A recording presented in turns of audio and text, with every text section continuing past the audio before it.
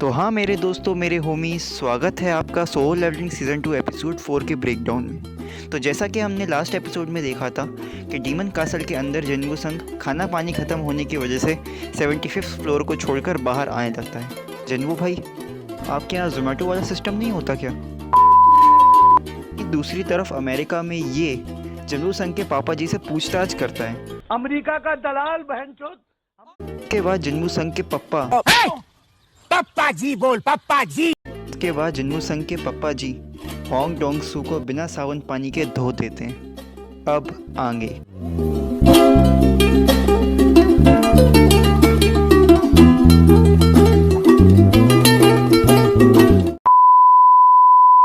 Episode की शुरुआत में हम देखते हैं कि जिन्वू संग उस डंजन से बाहर आ चुका होता है, जहां हमें पता चलता है कि एक्साइलर ऑफ लाइफ के लिए 3 में से 2 इंग्रेडिएंट्स अब जिन्वू को मिल चुके थे। अब उसे बस आखिरी चीज़ चाहिए थी, एक डीमन मुनार्क का प्योर ब्लड। के लिए उसे और भी लेवल अप करना पड़ेगा, और लेवल अप करने के लिए उसे बड़ी से बड़ी डंजन्स में जाना पड़ेगा। मेरे को जाना पड़ेगा। लेकिन उसकी ई रैंक की वजह से उसे ए रैंक या फिर एस रैंक की डंजन्स में नहीं जाने दिया जाएगा। यही सोचकर जिन्वू संग डिसाइड करता है कि अब वो अपनी रैंक और नहीं छुपाएगा। वाह जिन्वू भाई, ओवर थिंकिंग में तो आप मेरे भी उस्ताद निकले।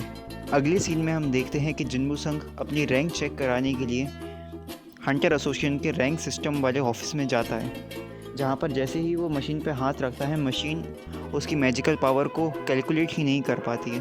पर जिन्वू संग को 3 दिन के बाद आने के लिए कहा जाता है। यहाँ पर हंटर गिल्ड के लीडर और वाइट टाइगर गिल्ड के लीडर भी आए हुए होते हैं। इनके कुछ सीन्स के बाद हम देखते हैं गार्थ के जुड़वा भाई, जो कुंभ के मेले में खो गया था और सोलो लेवलिंग के यूनिवर्स में आ गया है, हंटर एसोसिएशन के चेयरमैन गो जुनही को, जो कि जिन्वू संग को बताते हैं कि 3 दिनों का गैप बस एक फॉर्मेलिटी है।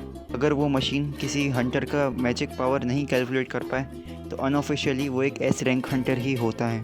जिस पर वो जिन्वू संग को बधाई देते हैं और हंटर एसोसिएशन की एक बड़ी पोजीशन ऑफर करते हैं, जिसको जिन्वू संग ये कहकर ठुकरा देता है कि वो अभी डंजन में बड़े मॉन्स्टर से लड़ना चाहता है। यही कहते हुए जिन्वू संग ऑब्जर्व करता है कि गो जुनही कोई आम हंटर नहीं है, बल्कि वो जापान के पहले एस रैंक हंटर हैं और 80+ उम्र होने के बाद अभी आज भी मैजिक पावर के मामले में वो जिन्वू संग के बराबर है, जबकि जिन्वू संग अभी भी लेवल अप करता जा रहा है। यार जी, इस उम्र में भी कौन सा च्यवनप्राश खाते हो इतनी पावर वाला? 100 बीमारियों से लड़ने की शक्ति, डाबर च्यवनप्राश। अगले सीन में हम देखते हैं होंग डोंग सू को, जो कि जिन्वू के पप्पा जी से लड़ने के बाद हॉस्टल में भर्ती होता है। हालत तो देखो यार इसकी, इस पे वाला डायलॉग पक्का फिट करता है। मेरी एक टांग नकली है, मैं हॉकी का बहुत बड़ा प्लेयर था। एक दिन जिन्वू के पापा जी को मेरे ऊपर गुस्सा आ गई तो उन्होंने मेरी टांग तोड़ के मेरी ही दूसरी टांग में दे दिया, और लेकिन आदमी भले हैं, हॉस्टल में लाए, पट्टी बट्टी करवाई। क्या? ये क्या बक रहे हो मादरचोद? सॉरी। हाँ, तो होंग डोंग सू हॉस्टल में भर्ती है और उसे अभी भी वो पल याद हैं जब जिन्वू के पापा ने उससे कहा था कि वो उसके परिवार से दूर रहे, वरना मौत भी उसे उससे बचा नहीं पाएगी। ज़रूर जिन्वू के पापा जी साउथ की फिल्मों के हीरो के फ़ैन होंगे। क्यों हिला डाला ना?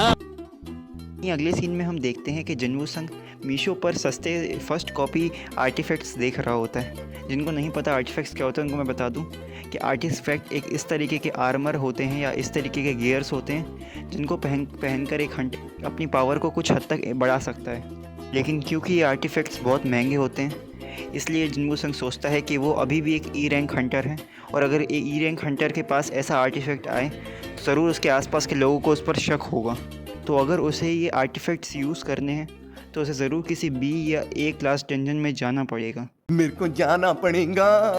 जिसके लिए वो माइनिंग यूनिट के साथ एक ए रैंक डंजन में जाता है, जहाँ पर हंटर गिल्ड का लीडर यहाँ पर अपनी फायर स्टाइल से सभी मॉन्स्टर्स को मार देता है। और यहाँ पर हम एक और एस रैंक हंटर चाहे इन को देखते हैं। तभी माइनिंग यूनिट वाले डंजन में खुदाई करने लगते हैं, और तभी हम देखते हैं कि ब्रेक के दौरान जिन्वू संग बॉस के चैम्बर में जा ही रहा होता है कि तभी पीछे से चा हुई इन उसे आकर रोक लेती है, और यहीं पर सीज़न 2 एपिसोड 4 एंड होता है। ये एपिसोड काफ़ी शानदार था, जिसमें हमने हंटर एसोसिएशन के काफ़ी सारे नए लोगों को देखा है। अगला एपिसोड अगले संडे को ड्रॉप होगा। जैसे ही एपिसोड ड्रॉप होगा मेरा ब्रेकडाउन वीडियो भी आ जाएगा। आप चैनल पे बने रहें, वीडियो को लाइक और चैनल को सब्सक्राइब करें। चलो homies, until unless keep watching. Thank you.